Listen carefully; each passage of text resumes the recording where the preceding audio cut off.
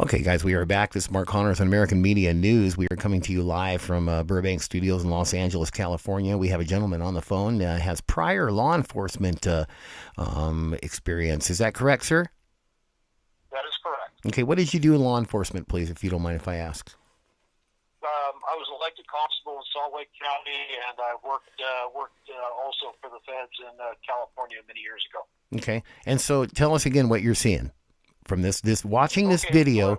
Start from the beginning, because I started the segment over for you, so you got 15 minutes now with us to actually to actually cover you to actually what happened to my audio there. That's so interesting. Wow. I wasn't even touching it. What the heck is going on here? This is real interesting. Okay. We'll try this again. Sir, what's your name, first of all? My name is Barry. Barry, and you're calling from? Salt Lake City, Utah. Okay, please explain to us just in a short synopsis, what was your experience in the law enforcement, real quick? My experience, I was elected constable for Salt Lake County. I was a police academy instructor. I later went on to work for the federal government out in California in law enforcement. I'm currently no longer in law enforcement, but I am a concealed weapons instructor and also an NRA instructor. Okay, so now tell us what you see here in this video. Okay, what I'm seeing from the video of this is that when the vehicle went into the snow, the vehicle automatically is immobilized. It's not going anywhere. You've got snow pushed up to the top of the windows on the curbside of the vehicle. On the other, the vehicle's stuck. It's not going anywhere simply. It appears to me that LaVoy is being ordered out of the vehicle for our audio, so we don't know this of the word. But he's exiting the vehicle with typical commands: get out of the vehicle, your arms. The snow is at least a foot deep, 2 feet deep. He's not going to be running. He's complying. He's putting his arms up. And when he puts his arms up, you do see that officer in the lower right go into a typical combat police academy stance, and it appears that could be a moment of ouch, and then he turns and he gets shot again from the other officer. But as we go back and look at the briefing from the FBI, they said that he had a semi-automatic weapon in his pants. That's what they said, huh? In his waistband. LaVoy never carried a semi-automatic. He only carried a Colt revolver, and he only used a pistol belt or a shoulder rig.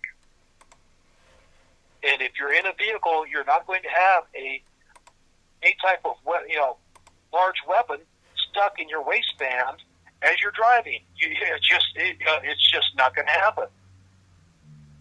My goodness. So if you think about the weapons and the mechanics, there couldn't he couldn't I'm not saying he couldn't have had, but it's highly unlikely that he would have had a weapon in his waistband.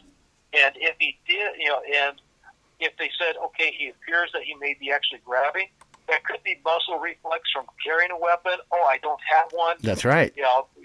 Something happens. You go for your training kicks in. Right, that's true. And your training. Okay, I'm going to reach for my weapon. Oh, it's not there. Mm-hmm. But the FBI special agent was very specific, saying that he reached into his waistband and pulled out a semi-automatic pistol.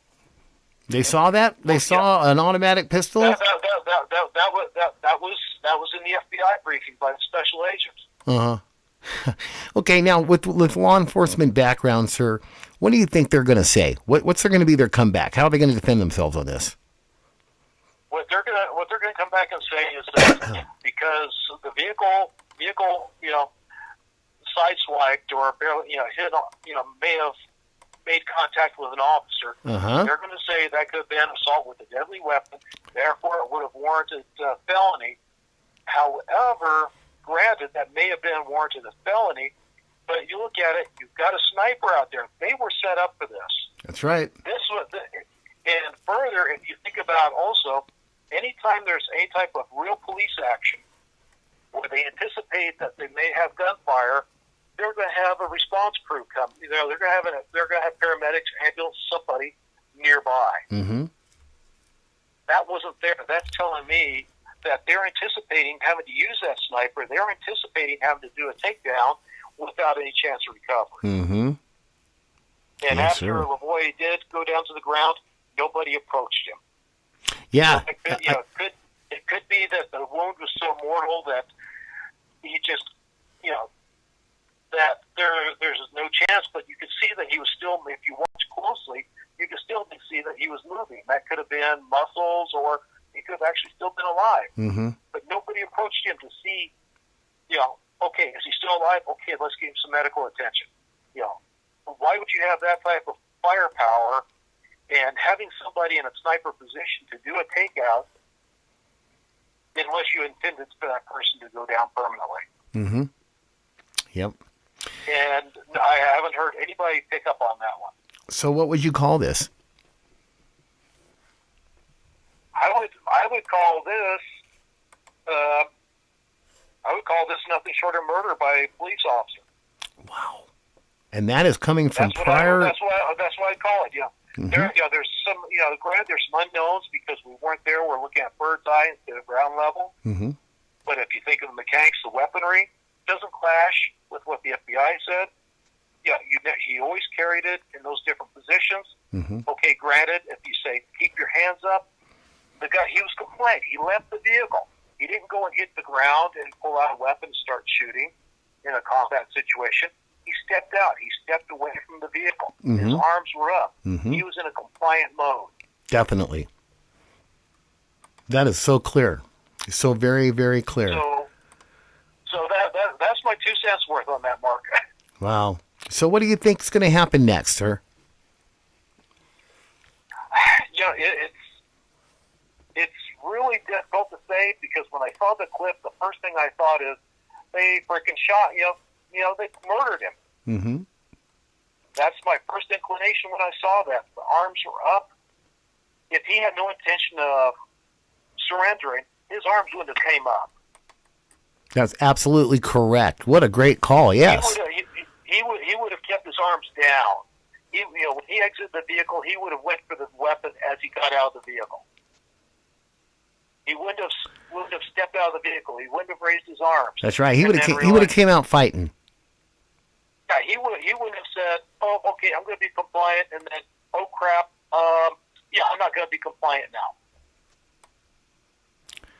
Yeah, it makes me sick to watch it over and over again. I got to play it for all of you folks, but I'll tell you what, I am sick and tired of watching it. Sir, prior law enforcement, do you also have military background, sir? Yes, I do. As a matter of fact, I called in a few days ago when you were talking about what all those tents were set up for. Oh, yes, I do remember you, sir. You know that they blocked our video. Did you know that? I'm sorry? I think they blocked our video. Well, video was up for a while, and then it kind of disappeared. But isn't that interesting? Who knows? Yeah, how did that happen? Why would that happen? Why? Golly. So they're working. They're working. They're working on us. They're trying to keep us from spreading the word and spreading the news. Obviously. Is this going to work in their favor, sir, or is this going to work in their favor, or is this going to prove that this man was murdered? Well, that's one thing you have to look at because everybody's talking feds, but yet in the FBI's briefing, he mentioned that LaVoy was shot by officers of the Oregon State Police. Oh, really? Yeah, so you may want to, when you get a chance, go back and take a look at that briefing from the special agent in charge earlier today. Mm-hmm. But he does mention that it was Oregon State Police that did the shooting. Now, if they do have a true coroner's inquest, if it's righteous, is going to be able to show where it's going to be able to show where he was shot at. And I'm almost guessing that one round may have went at stomach level. Left side, huh? To his left. Typically, if you're going to shoot at a bad person, you're going to hit for center body mass, which is that's where your belt line is. Away from belt line, around the thorax area. Mm-hmm. And he did hold his left side. There. Go ahead. Okay, he could have been hit there, moved down. Oh, ouch! Up, around, boom. Mm-hmm. That's what I see too, sir. You know, if I was sitting... That's exactly what I'm seeing, but the coroner's inquest, what also kind of faced me a bit, yet understandably, during the FBI press conference, they did ask him if the vehicle was available for them to be able to take pictures of. And he said, well, not at this time. Okay, I can understand that because it's a crime scene. They're going to have to go through and do all the things that they do with it and all that. And then later, it might be available, to be able, have maybe an area where they could be able to see it and take pictures of it. Maybe, yeah, they might. Maybe. Okay, so, yeah, I think that they're going to get away with this, and I think the way they're going to do it is they're going to say, just like what you said. Right when I first saw the video, of course, everybody goes, look, he's reaching in, he's drawing. You have to break this thing down to find out exactly what's going on, and as a lot of shows have done, I'm sure, independent media shows. I don't think that the mainstream media is doing this yet. We'll see. But we've broken it down. And what we've come up with, we have a prior law enforcement gentleman on the phone right now, and he's saying exactly the same thing. He pulls up. Yes, he tries to dodge. He tries to go around the barricade. The officer runs out to dodge the truck from hitting the front of the barricade, runs out in front of him, basically, at the same time. Kind of like playing chicken, you both just chose the same side. Right. And then so now they're going to say that was an assault with a deadly weapon on a police officer. Then that cop's got his gun right out. Boom. That gives him the legal, lawful right there to shoot him immediately, which he does. I believe that's what they're going to say anyway. This is what they're going to say. And then when he turned around, when he reached for the pain of, ouch, you just shot me in the belly, then they shoot him some more because they think they're going to say that he was reaching for, hello? That must be Trip coming back on. Can I interject here quickly? Yes, real quick. Go ahead. The one problem with that right to use lethal force when he sideswiped the officer, the time to use that lethal force was when the guy was still in the vehicle, where with his lethal weapon. Yeah. However, he got out of the vehicle with his hands up and was no longer a threat. Right. I agree with that totally.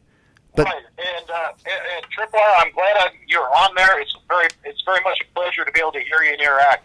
But you're absolutely right. That's the time when lethal force could have been justified.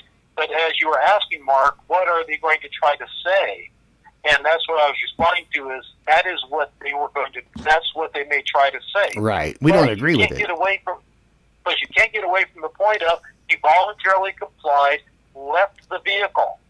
His arms were up. He was not in a combat. He was not in a fight mode. He was complying with what they wanted him to do. I had a phone call I had to take during much of your call, so I didn't get to hear a lot of your background. I know that you're currently in police. Guys, stand by just 1 second. Let me close this segment real quick. Guys, this is Mark Connors on American Media News. Don't go anywhere. We've got some really great conversations going on here. It's that's what we do here. We talk things out. We'll be right back after this. Stand by, guys.